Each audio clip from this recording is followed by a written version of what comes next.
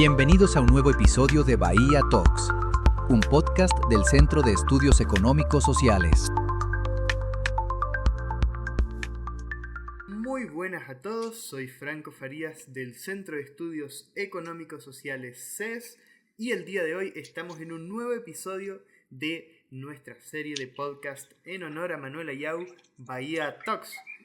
Bahía Talks, Manny, que me imagino que tú conoces mejor que todos nosotros, probablemente has estado ahí en infinidad de ocasiones en la famosa Bahía, ¿verdad?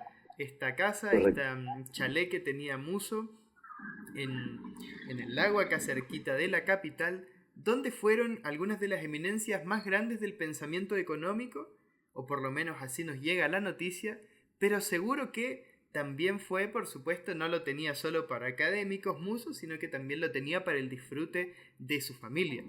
Y me viene de maravilla para introducir a nuestro invitado del día de hoy, quien es Manuel Ayau, pero no estamos en una sesión de espiritismo, sino que estamos con Manuel Ayau Aguilar, empresario y emprendedor, y aparte nieto de nuestro fundador, Manuel Ayau Cordón.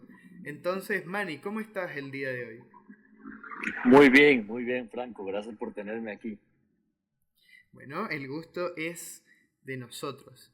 Yo creo, Manny, que tú tuviste uno de los privilegios que quizás todos en algún tiempo hemos soñado, que por lo menos nos hemos imaginado, que fue tener a Manuel Ayau Cordón, a Muso, digámosle, porque si no nos vamos a estar confundiendo todo el rato, en tu núcleo más cercano, en tu núcleo familiar. Pudiste ver muchas facetas que a lo mejor nosotros no vimos, cosas buenas, cosas no tan buenas, por supuesto, anécdotas divertidas. Entonces quería preguntarte para empezar, ¿cómo sientes tú, que me imagino que pudiste conocer a Muso en varias de sus facetas, que era Muso para la familia? Sí, gracias. Pues mira, obviamente creo que Muso para la familia siempre fue eh, esa figura eh, central de liderazgo. Muso y mi abuela, Belita, Uh-huh. ambos. Tú mencionabas ahí de Bahía. Claro, para mí Bahía es como más asocio a Muso, ¿verdad? Con el lugar donde más lo asocio. Y más allá del ambiente eh, académico, intelectual que tú mencionas, para nosotros pues realmente era el centro familiar, era el punto hacia donde todos nos sentíamos unidos, todos los primos, era el punto de reunión. Pues también es un punto donde tenemos muchísimo apego emocional, ¿verdad? Y donde lo recordamos muchísimo. Claro, seguramente que veías una faceta que muchos incluso de los anteriores entrevistados, por ejemplo, el último fue Gabriel Calzada, pues seguro que no vieron. Y con relación a eso, ¿tienes alguna anécdota, algo que te recuerdes que te haya marcado? Pues mira, sí, muchas cosas, ¿no? Y muchas de tal vez a varias a título personal, otras a título profesional e intelectual. Eh, Tal vez te diría una de las cosas que siempre me marcó era que en los almuerzos, que usualmente los teníamos los días domingos, que era el Ujú. día familiar, llegábamos todos, Muso siempre buscaba tener invitados. Y tener invitados que, como tú dices, como Gabriel nos acompañó algunas veces y muchas otras personas de mucho renombre y, y, y de mucha profundidad intelectual. Y era usual que durante el almuerzo, pues siempre se platicaban temas de economía o temas de actualidad, cómo Ujú. se relacionaba la economía. Entonces te ponía de una manera eh, muy real, en contextos que estaba pasando en ese momento, sobre temas económicos. Entonces te amarraba eso. Eso por una parte, ¿no? Pero también, pues, tal vez tengo muchas otras grandes memorias de él, donde él era una persona muy persistente y muy llena de energía, ¿no? Inclusive, precisamente estaba pensando ahora y recordando lo que a él le encantaba jugar tenis. Tenía una cancha de tenis con quien siempre tenía amigos jugando. Ujú. Y ya de mis recuerdos, recuerdo cuando él ya era una persona mayor y le encantaba jugar tenis, pero ya se cansaba mucho. Entonces él tenía su tanque de oxígeno, entonces hacía un par un par de juegos, un par de tiros, luego se acercaba a la orilla, tomaba un par de respiros de oxígeno y volvía a la cancha, ¿no? Algo que te va demostrando que ese hombre encontraba la manera de cómo seguir adelante, ¿verdad? Claro, por supuesto, me imagino que esa historia sí que sí no me la conocía, creo que sí, denota su persistencia en todo. Y mira, la anterior pregunta fue cómo era Muso y alguna anécdota que te recuerdes tú, pero creo que ahora me gustaría invertir un poco la pregunta.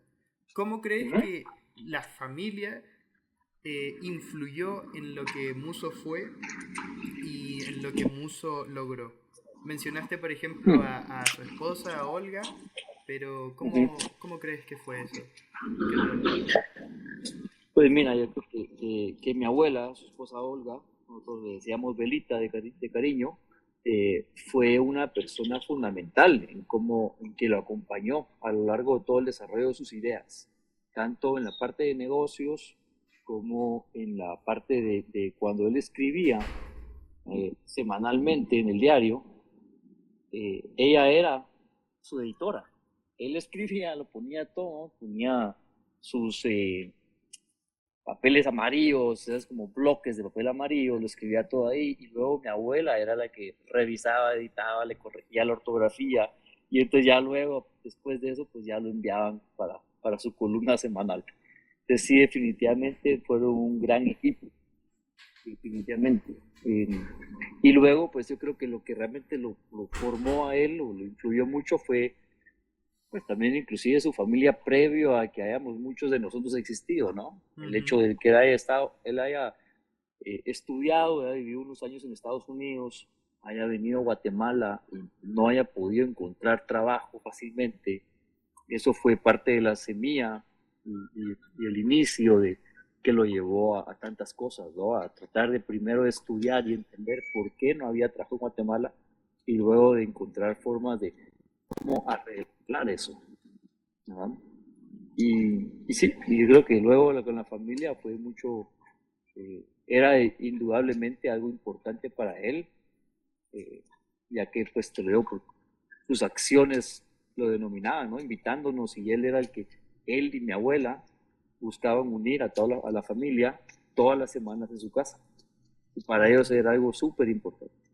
Y siempre tenían invitados de afuera, pero también era junto con la familia. Entonces los acogíamos como parte de la familia. Claro, seguro. Y entonces más o menos lo que tú nos cuentas es que Muso, que seguro que en su tiempo muchos lo llamaron loco y ahora con el pasar de los años entendieron que era un visionario, pues por suerte Ujú. tuvo en su familia siempre un buen colchón, un buen respaldo de gente, porque me imagino que muchas de las ideas, incluso nosotros las vemos ahora y pensamos cómo se pudo hacer eso. Me imagino cuando ni siquiera cuando estaban solo en el papel Sí. eran eran más que temerarias. Entonces, seguro que tener un buen respaldo, gente que te apoyara, que te dijera que sí había una posibilidad, bueno, más que nada eso, que sí había una posibilidad, que sí se podía mejorar, que sí se podía cambiar, me imagino que fue fundamental. Sí, sí, totalmente de acuerdo contigo. Y como te digo, yo creo que mi abuela fue un pilar importantísimo en eso. También la familia, y creo que también tenía un grupo de amigos muy afín con quien lo ayudaron, ¿no? Creo que eh, con su grupo de amigos, de personas que están igual de interesadas en ver cómo ayudar, pero quienes al final del día fundaron y crearon el CES y luego de ahí brincan y migran a querer crear y fundar la universidad. Claro. Y justamente hablando un poco del legado de Muso, nosotros conocemos su legado intelectual, conocemos su legado académico en cuanto a las instituciones que creó, las cuales muchas de ellas, si no la gran mayoría, perduran. Pero dentro de la familia, ¿cuál dirías tú que fue el legado de Muso? ¿Como qué clase de padre quedó? ¿Como qué clase de abuelo? ¿Como qué clase de tío? ¿Qué nos podrías contar sobre ello? Mira, yo creo que él quedó como un luchador, alguien que buscaba empujar sus ideas hacia adelante, siempre buscando esa batalla de las ideas y promoviéndolas. obviamente está claro para todos nosotros, ¿no? Que lo que él promovía era el tema de la libertad, las ideas de la economía y ese casi que incansable trabajo para lograrlo. También algo que yo recuerdo era como él siempre estaba pendiente de estar pendiente de cómo estaba cambiando y cómo iba evolucionando todo a tus alrededores, inclusive en tecnología, ¿no? Y cómo se podía implementar. Recuerdo que él fue la primera persona que vi que tenía en su momento era una Palm Pilot, que era como las primeras tabletas, pero computadora. Luego el primero en tener esas computadoras delgaditas chiquitas, que era la Sony Vaio. Cuando salió la computadora Sony, esa fue un hit y él fue de las primeras personas en tenerlo. Cuando salió el iPhone, de las primeras personas que le di tener un iPhone fue Muso, ¿verdad? Y siempre daba ese ejemplo. O sea que hasta para eso, para la tecnología, era un visionario. Bueno, Manny, ¿y qué Sí. te parece si en el tiempo que nos queda conversamos un poco sobre quizás tu relación con Muso, pero podríamos decir, bueno, tú antes nos contaste y me dijiste que te presentara como emprendedor. Si hubo un gran emprendedor en el siglo XX en Guatemala, yo diría que por lo menos uno de los top 20 con toda seguridad fue Muso. Entonces, en ese sentido, ¿cómo crees que Muso te influyó a ti para tu vida profesional, para tu vida familiar, para tu desarrollo en general? Te diría que Muso ha sido una gran influencia en mi vida.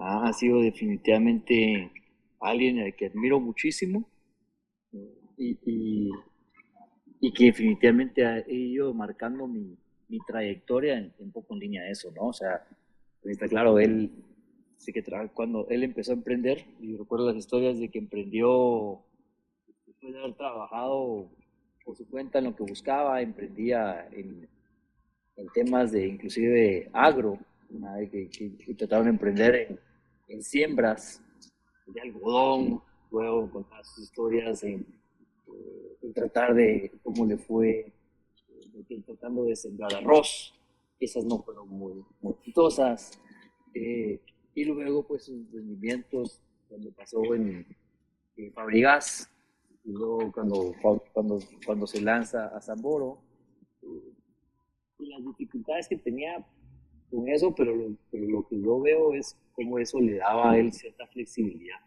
y le permitía también dedicar tiempo a proyectos como el CES, como la UFM, que, que la realidad, pues el hecho de que haya sido un emprendedor y que lo haya podido manejar es de las mejores maneras que se facilita para poder hacer ese tipo pues dedicar ese tiempo y esfuerzo en otras áreas.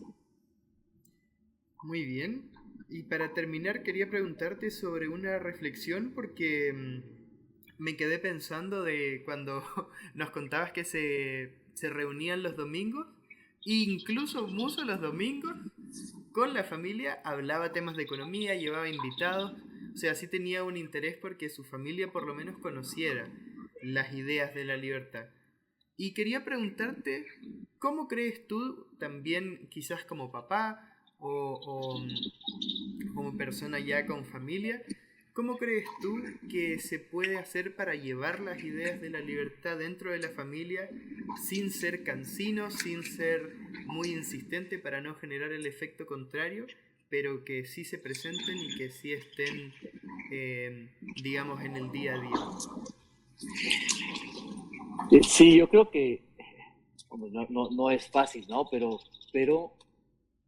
creo que en el caso de Muso lo que hacía, y creo que lo hacía muy bien, es que simplemente, o sea, era platicar de temas de actualidad, cosas que estaban sucediendo en ese momento, noticias que estuvieran pasando, y entonces cómo se relacionaba eso con los conceptos de la libertad y con los conceptos de economía, porque entonces te trae ejemplos vivos, reales, y que son actuales, por lo tanto, pues, ¿verdad? No son problemas abstractos, sino cosas que la gente te puede relacionar. Entonces creo que él hacía muy bien con eso, ¿verdad? Y lo lograba hacer bien. Y creo que uno, en familia, eso es lo que uno toca, ¿verdad? Como que hacer, estar como que mencionando temas de actualidad y cuáles son las teorías de la libertad, cómo afecta en temas de los derechos individuales de las personas, ¿verdad? Y si están correctos, no están correctos, y invitar a esas discusiones. Y creo que hoy en el mundo pues tenemos un montón de ejemplos. ¿No? Puedes hablar de lo que está sucediendo en Venezuela, lo que está pasando en Rusia, lo que está pasando en Sudamérica. Entonces hay muchos ejemplos también de lo que puede estar pasando aquí mismo, en Guatemala, ¿no? Entonces son temas puntuales que se pueden ir abordando como puntos y temas de discusión, ¿no? Y escuchar, platicar, escuchar y ir guiando, poniendo a discutir las ideas. Es la mejor manera de hacerlo. Claro, sin duda alguna que si hay una manera, tiene que ser esa. Bueno, Mani, estamos llegando al final de nuestra conversación. Estamos llegando también al final de nuestro episodio de Bahía Talks. Quería preguntarse si tienes alguna última reflexión, algún comentario, algo que nos quieras dejar. Pues mira, yo creo que solo tal vez como un último ejemplo que a mí me gusta dar mucho de Musso que me dejó era el que siempre hay que continuar estudiando y aprendiendo. O sea, nunca es tarde. Yo algo que siempre recuerdo es uno de los sueños de Musso fue aprender a volar helicóptero y lo hizo hasta más tarde, pero llegó a los 80 años y él sacó su vuelo solo, o sea, sin el instructor, cuando tenía 80 años. Entonces te imaginas, ¿sabes? Empezar a aprender a volar un helicóptero a los 80. La realidad es algo muy inspirador. Entonces, siempre hay que continuar aprendiendo. Muy bien, entonces con esas preciosas palabras despedimos este episodio de Bahía Talks con Manuel Ayau Aguilar, empresario y emprendedor. Recuerden que pueden escuchar los anteriores episodios ya sea en Spotify o en YouTube y estar atentos porque se irán subiendo más episodios periódicamente con muchas otras figuras muy interesantes que nos conversarán de las distintas facetas que tuvo Manuel Ayau Cordón a lo largo de su vida. Nos estaremos encontrando en otra oportunidad. Muchas gracias, Manny, por participar. Muchas gracias a ti. Gracias por escucharnos. No te pierdas nuestros capítulos disponibles en Spotify y YouTube. Hasta la próxima.